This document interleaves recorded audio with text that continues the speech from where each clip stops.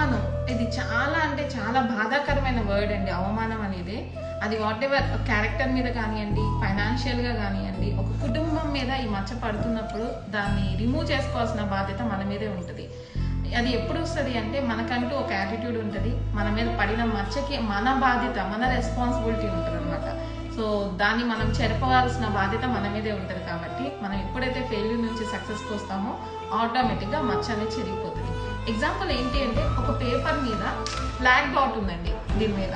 So పబ్లిక్ని ఎవరినైనా కానీ చూడమని చెప్పామనుకోండి, సో నేనే ఉన్నాను, కొన్ని పనులు చేశాను మంచి పనులు, కానీ దాన్ని ఎవరు చూడరు, ఓన్లీ బ్లాక్ డాట్నే చూస్తారు. ఏ పేపర్ బాగుంది, ఈ పేపర్ మీద ఒక బ్లాక్ డాట్ మచ్చబడింది, ఈ మచ్చ గురించే డిస్కస్ చేస్తారు.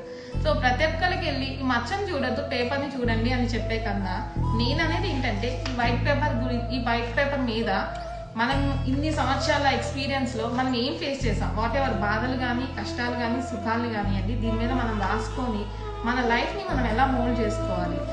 మనకు వచ్చిన దుఃఖాలు అంటే తెలుసు కదా, గ్రిప్ అనేసరికి దుఃఖం అని అంటాం కదా.